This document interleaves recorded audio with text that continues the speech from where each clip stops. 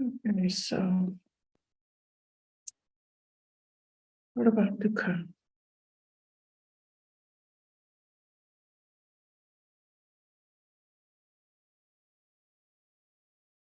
The first noble truth is Dukka.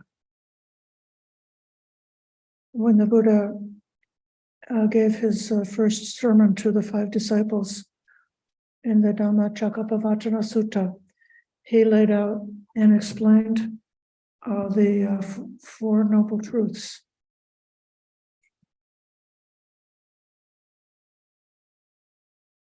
He explained to Dukka in one way as a sort of a hard fact of existence, something that cannot be avoided here in this conditioned world. When he said that birth is Dukka, aging is Dukka, sickness is Dukka, death is Dukka. Anybody can understand that, even a child can understand that. He said association with the light is Dukka. Separation from the light is Dukka. And being associated with the disliked is Dukka. And here the Buddha was bringing in the social dimension of suffering, which is, in a way, a hard fact for us now that we have taken birth as a social type of an animal that has to be born from a mother and father and requires the association of a mother and father in order to live, in order to be able to survive in early childhood.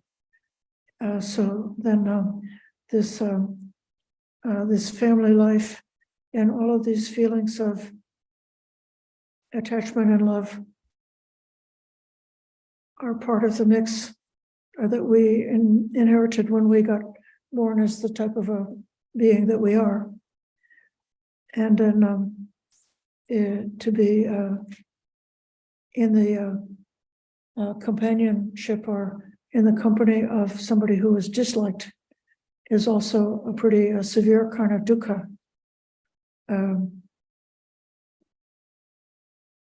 Suppose you lived in a society that was not just where the people around were filled with hatred and prejudice, then one would be forced to be connected to people who might be hateful towards you or prejudiced towards you. Or suppose even you had the misfortune to be born in a family where the other relatives were unwise and filled with that mental illness of hatred and anger. And so then those parents or those other relatives could be very painful to be around. So in one way, it's a hard fact that's unavoidable. And then in another way, the Buddha is leading us towards the second aspect of dukkha, which is the dukkha that's arising because of our own intentions, our own attachments, our own preferences and cravings. So if we like some people very much and we come to be separated from them, if we didn't have the wisdom, then it could be a cause of dukkha. Or if we dislike and disrespect some other beings or some other things, and then if we're forced to be around them, okay, that can be painful. So it's starting to point that the pain is not really coming from the object. The pain is coming from within us because of our like and dislike.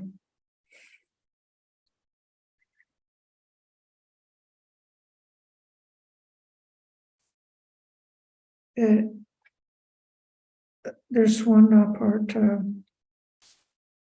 of the basic description of dukkha that I think is very profound indeed. And that is, the Buddha said in the Dhammacakkappavattana, he said, not getting what one wants is dukkha. And then he explained it to a being subject to birth. There comes the wish, oh, that we were not subject to birth. Would that birth may not come to us, but this cannot be obtained by wishing. Or a person who's subject to aging may have that wish. Oh, may aging not come to me. May I escape from aging. But this is not to be had by wishing. A person subject to sickness could have the wish, oh, let sickness not come to me. But you can't have it by wishing. Subject to death, oh, that death may not come to me. But you can't have that by wishing. Subject to sorrow, lamentation, pain, grief, and despair, there is this wish, oh, that we were not subject to sorrow, lamentation, pain, grief, and despair. Would that those things would not come to us, but they do come to us. Not obtaining what one wants is dukkha. There's one more part to the Buddha's exposition about the 5 aggregates of clinging, but I just want to stay with this one for a minute about what we wish and want, what we like and prefer, our whole realm of the like and dislike. We will see later on, as we go through the teachings today, that the Buddha's taught us that it's possible to go beyond these personal preferences, these liking and disliking. It's really possible, and the Buddha recommends to let go of liking and disliking. When we let go, then this whole department of dukkha can be disappeared completely. The Buddha said it's possible. He said, if it's not possible, I wouldn't recommend it. I'm only recommending this because it is possible.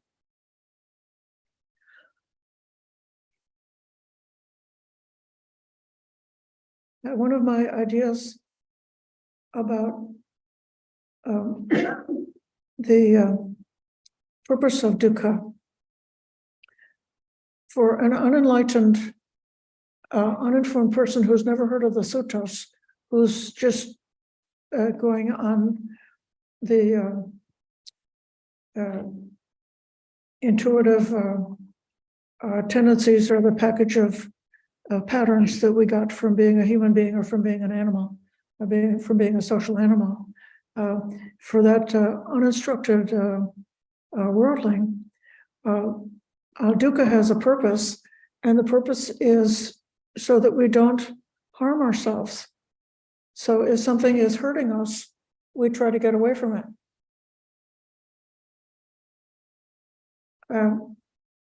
If we've learned that something is in danger of hurting us, then we try to avoid it. And because of that very good, useful aspect of dukkha, that means that people are able to avoid a great many dangers. They might be able to live a full lifespan. They could be able to live long enough to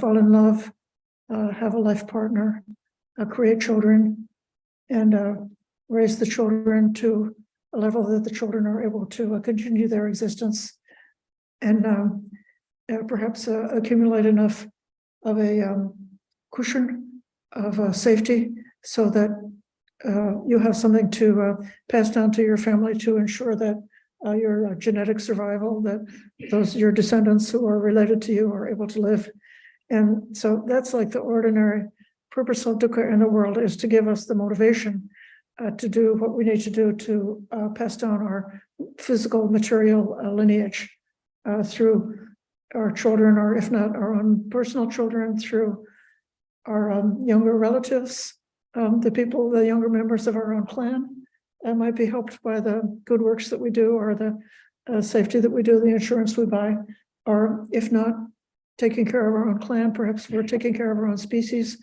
and doing what we can to help humanity. So all of these things are sort of like a natural human response to dukkha.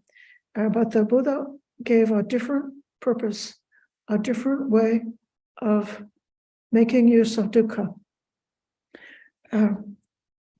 When pain arises, when dukkha arises, whether it be physical bodily pain or whether it be psychological pain, the Buddha advised that this dukkha should be fully understood. And if one fully understands, investigates, and looks deeply into the arising of dukkha, one can discover that this pain is dependent on clinging. The pain is dependent on craving. And one can discover that there is the possibility to let go of that clinging, to not pick up any more future craving, and to be able to avoid accumulating more dukkha in the future, to step out of that circle.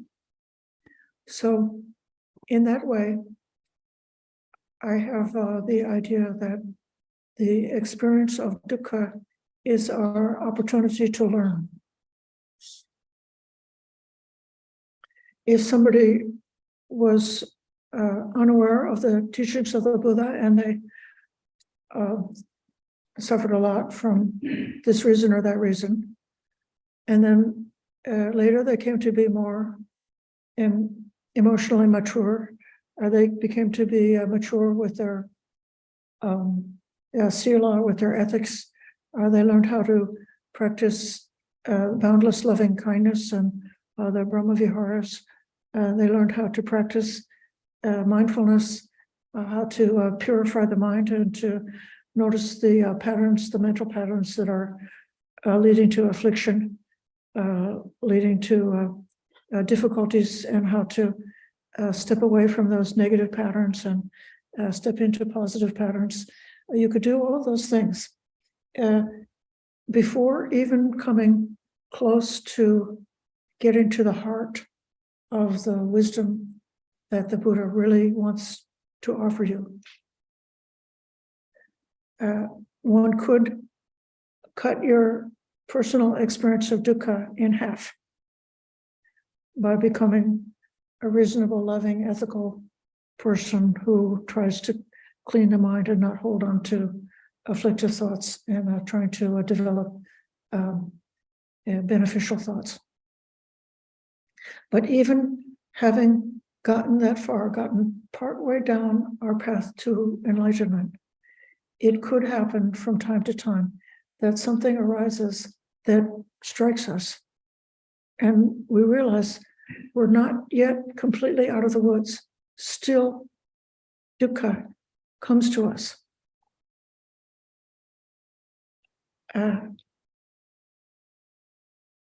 And when that happens, there are two thoughts that I am so glad that through my training, these are the first thoughts that come to me.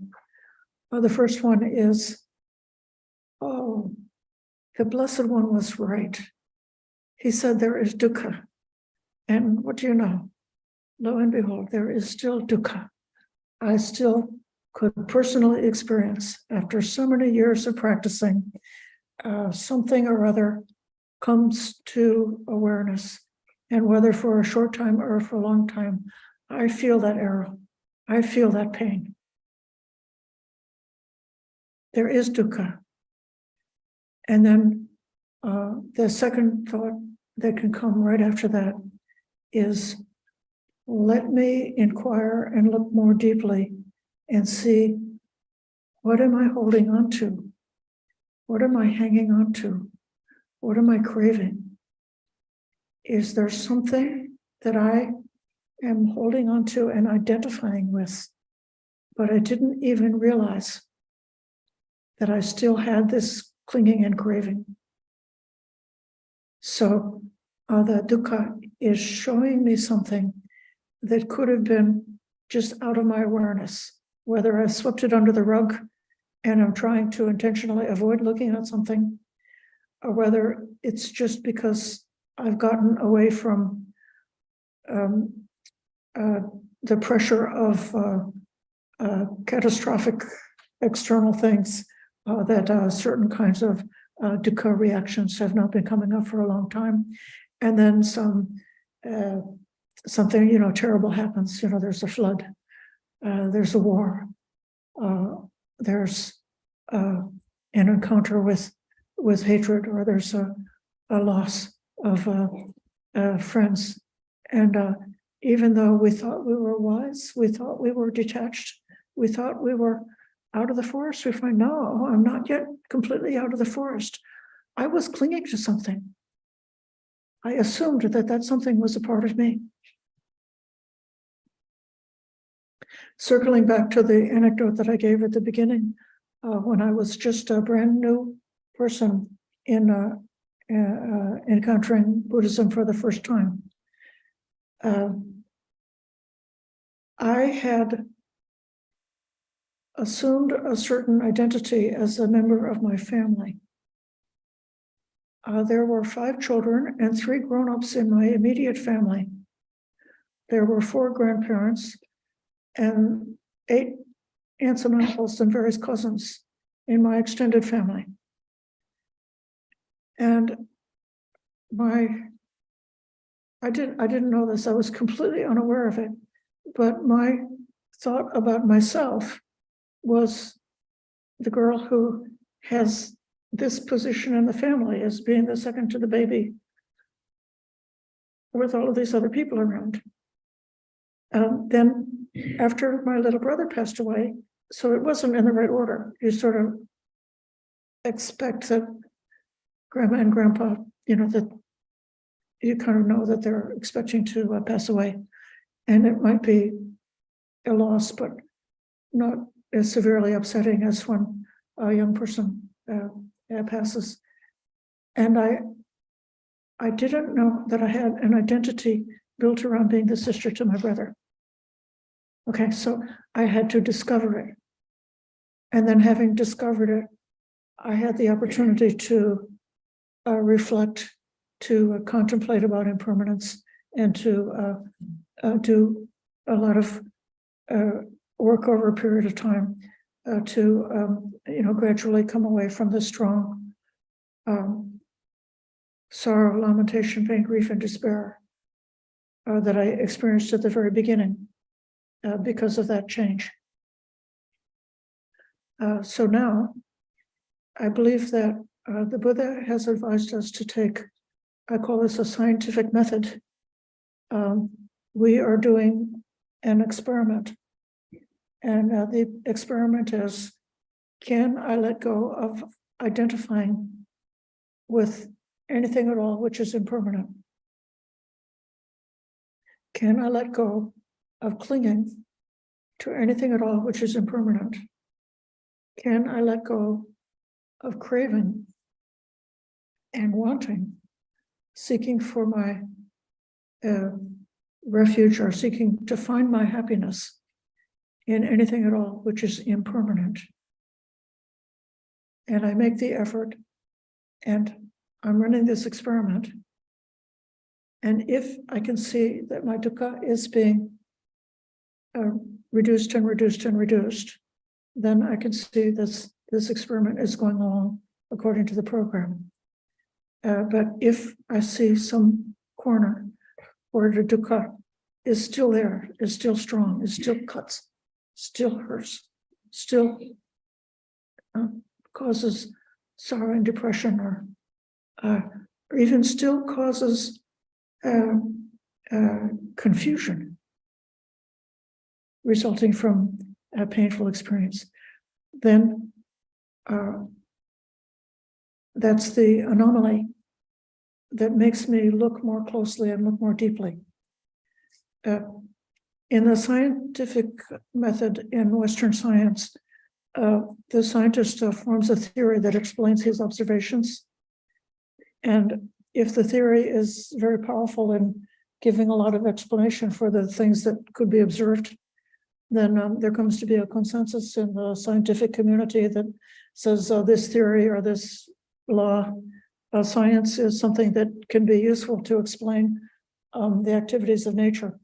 But then as they continue studying and looking and trying to explain the phenomena that they can observe, eventually they may come to find something that the theory does not actually explain this aspect of it. So if they find the theory has failed, the theory is no longer explaining it, then a good scientist will not cling to that theory, but instead will go into a creative process of looking more deeply and reflecting and trying to find a different theory, which has got a more stronger, more powerful explanation that will explain the anomaly. And when he's got that explanation, then again, he would like test it and experiment with it, and his colleagues in science would also run tests with the new theory and see if this new theory is powerful and explanatory. So it's something kind of similar to that I'm suggesting about dukkha. Dukkha is like the anomaly. You thought you had gained wisdom, but is your wisdom still good enough? Have you gotten all the way with your wisdom to full awakening, to full enlightenment? And if dukkha comes up, this is your opportunity to say, no, what I had was good to get me this far, but I need a more profound wisdom in order to go further. And this is where we have a chance for this discovery, this development of wisdom.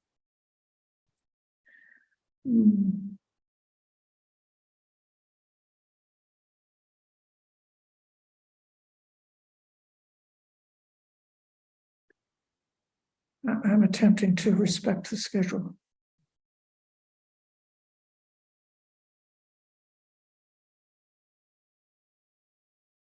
One question that we see, or a comment that we see about the Four Noble Truths, why they come in the order that they come.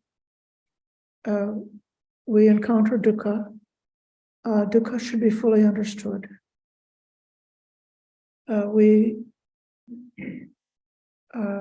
look into the cause of dukkha, and we find that that cause is craving. Craving should be abandoned.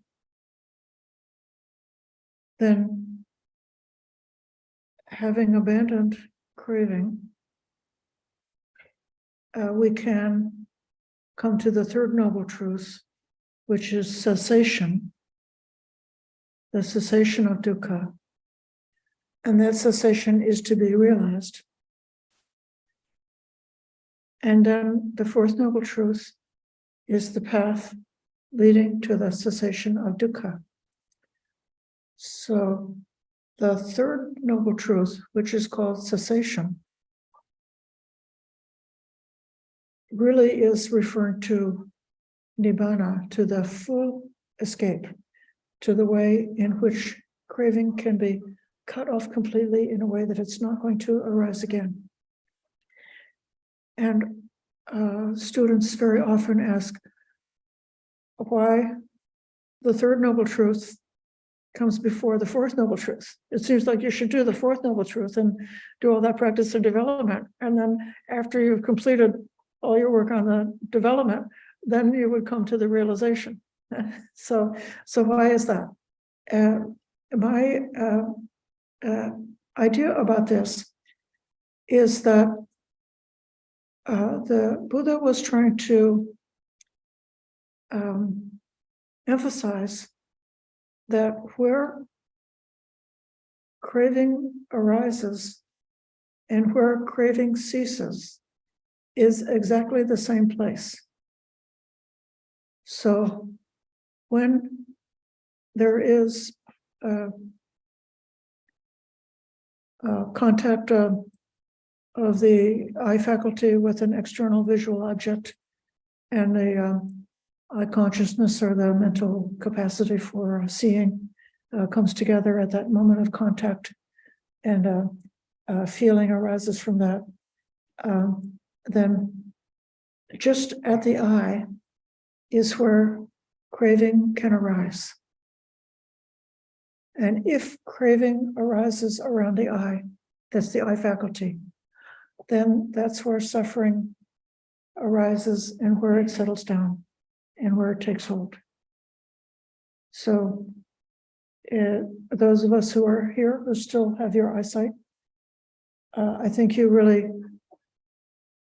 may not even realize how precious and dear it is to have eyesight, to be able to see, and how traumatic it could be if suddenly your eyesight went away and you became unable to see. So that's the craving arising because of the eye. Or if you see something beautiful, if you see this beautiful, inspiring rupa, and there's wonderful murals with so many Dhamma lessons embedded in these murals, and you feel the inspiration and the uplifting from those visual forms, and how a craving could arise even there. And if there was a catastrophe, a disaster, and this temple were destroyed and leveled down to the ground, how traumatic or how sad it could be to have all these beautiful images caused to be disappeared.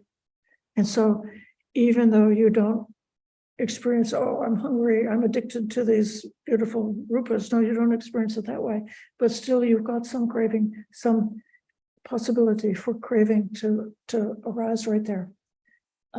So to the extent that one is attached, then the suffering arises there and settles down there and becomes established there.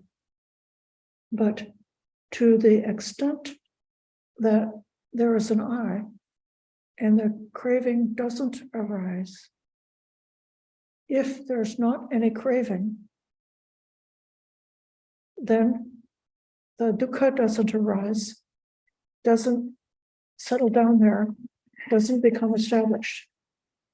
So our potential for nirvana is not happening in a faraway place. It's happening right here. It's happening in exactly the same place, in exactly the same type of a moment where the arising of dukkha can happen.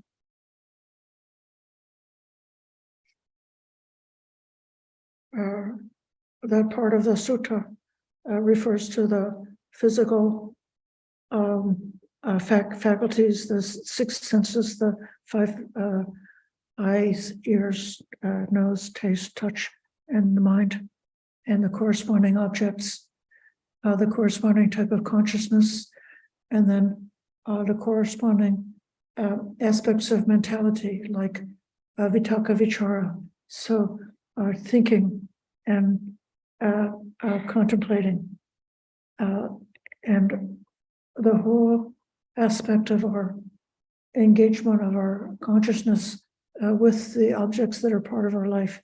That whole thing is a whole series of moments and experiences that are available for craving. And each part of it, if we are taking hold of that craving, dukkha can settle down. Each and every part of it is a chance for craving to not arise, for craving to be absent. If craving is absent, then that is the cessation of dukkha. So I think that we'll put those two teachings right together in order to emphasize that linkage, that they're happening in parallel in the same part of our experience, not something that happens at the moment of death, not something that happens after death, not something that happens after we've gone to heaven, not something that happens in a different country, in a different land, in a different place, not something that happens when we get away from the family, not something that happens when we go to a retreat center, not something that happens anywhere except right here, right now, in exactly the place where we are. Some teachers emphasize an idea of a momentary release from craving,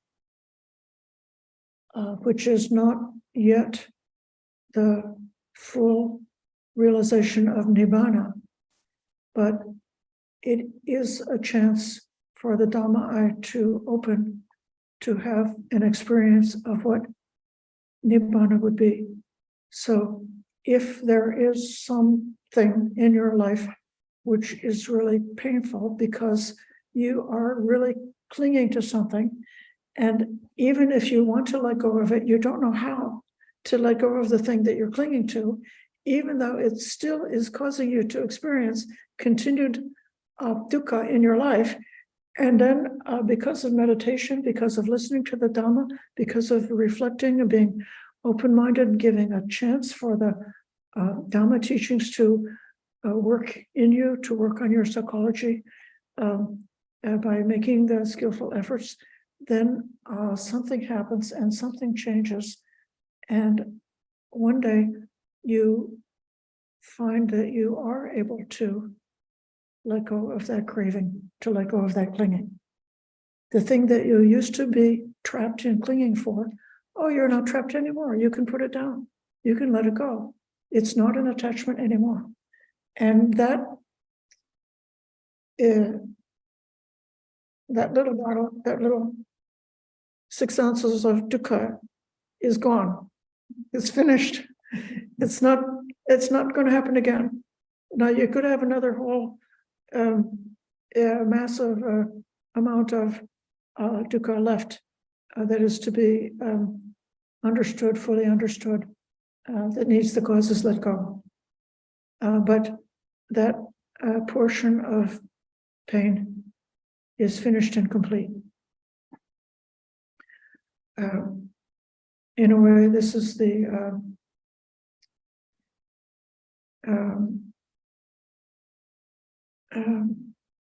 power of mindfulness. You could say that when we don't yet know how to let go, when there's something in our life which has got that triggering quality that we can be triggered for anxiety, for sorrow, depression, or pain, or whatever. When those experiences arise to our awareness, it's because of the previous causes and conditions. It's because of things previously that we learned how to cling to and crave after. It's even the previous condition that we chose to take a human birth instead of being born as an angel or some other type of being. It's because of our social, cultural conditioning.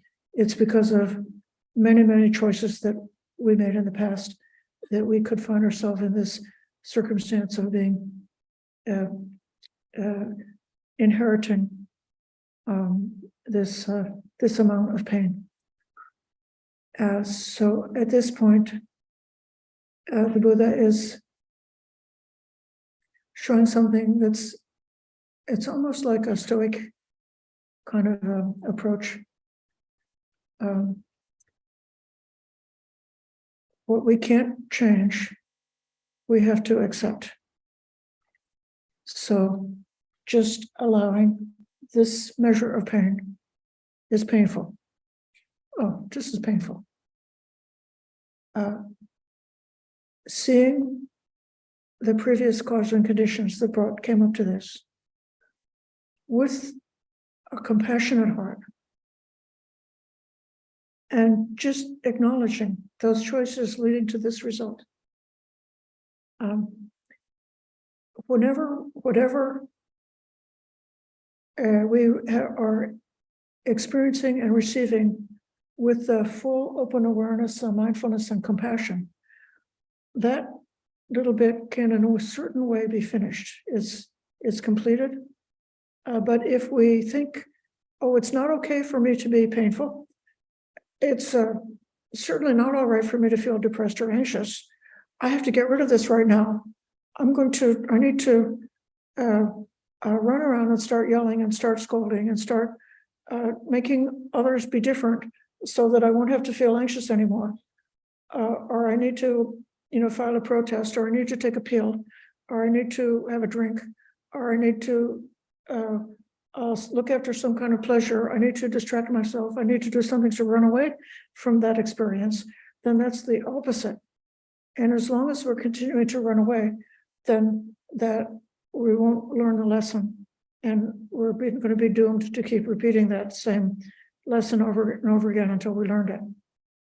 But if we don't run away, if we stay present, if we can somehow have enough faith and confidence in the Buddha's teaching that even these painful or difficult experiences don't need to destroy us, if we're able to accept them with wisdom and look into the cause, then we've got a chance to be open-minded and to be available for that moment later on when we see how to let go.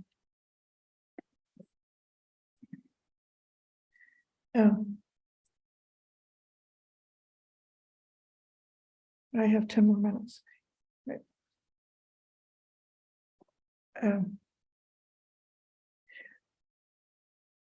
A long time ago, I had a friend who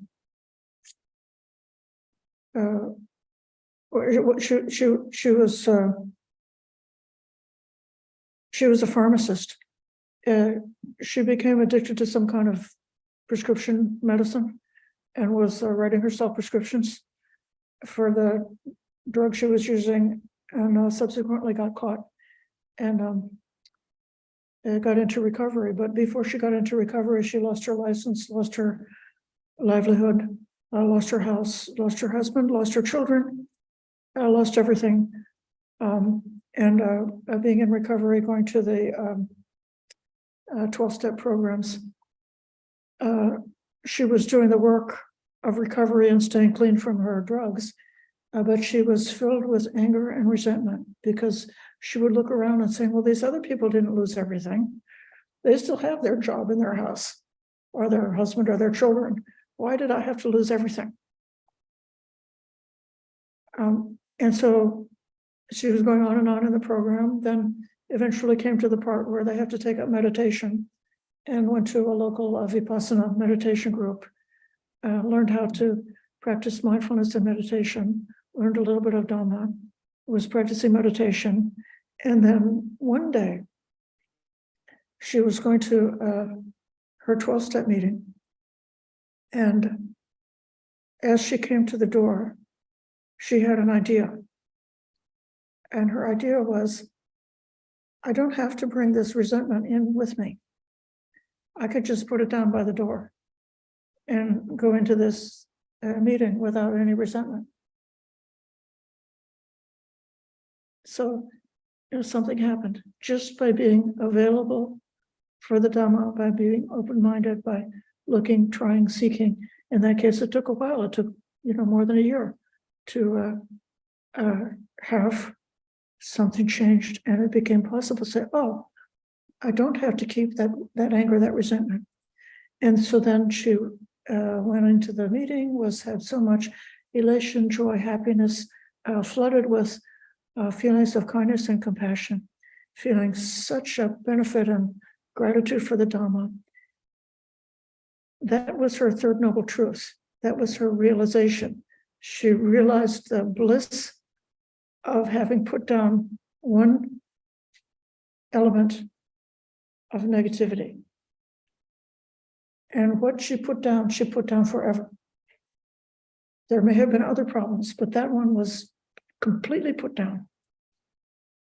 And then that lady became so enthusiastic about the Dhamma and the Eightfold Path, and really wanted to fully understand and develop and learn and practice and to be around those who were realized and to develop themselves as far as they could in this lifetime with the Noble Eightfold Path. And so this is an example of how the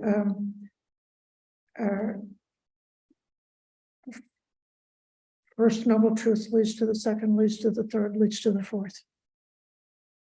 And then while we're practicing on the fourth noble truth, developing our path of practice, doing the gradual training, then again and again, we will experience pockets of dukkha will come up for us.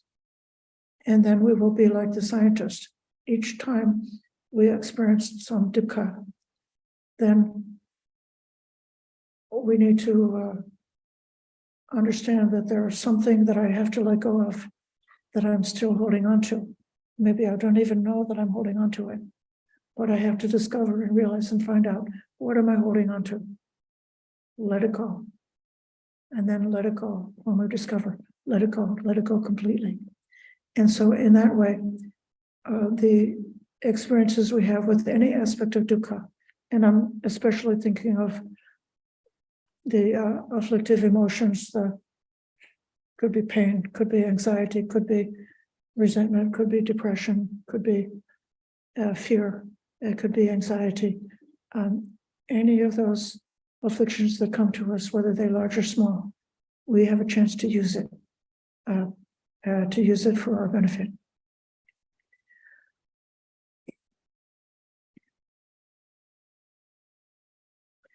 I think this may be enough for this reflection.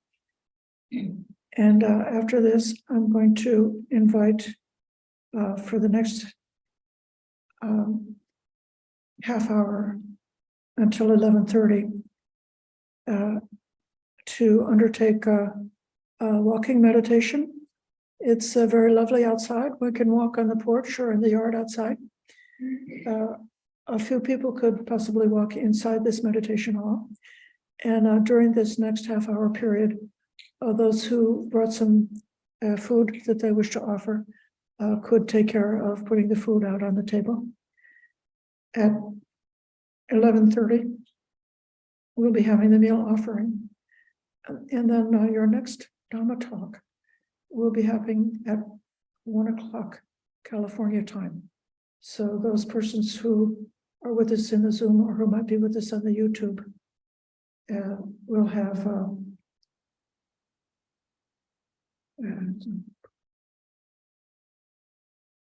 2 hours from now to our next Dhamma talk. So welcome to have walking meditation and meal preps followed by the meal, coming back here at 1 o'clock.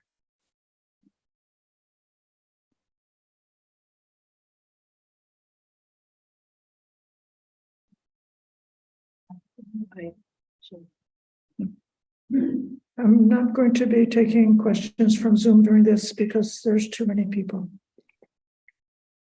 I wanted to make an announcement. Go ahead.